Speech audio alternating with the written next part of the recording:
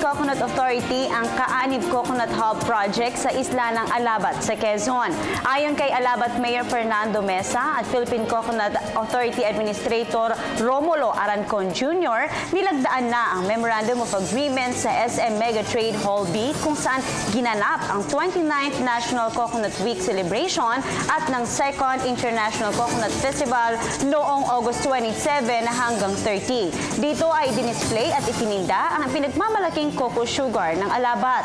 Sa pamamagitan ng MOA, ang PCA ay ng mga makinarya, gusali at technical na suporta para sa paggawa ng coconut sugar, virgin coconut oil at cocoa coir. Ang proyekto na nagkakahalaga ng 42 million pesos ay inaasahan na malaki ang maidudulot na pagbabago at pagpapalago ng income at pagbibigay ng trabaho sa mga coconut farmers sa bayan ng Alabat.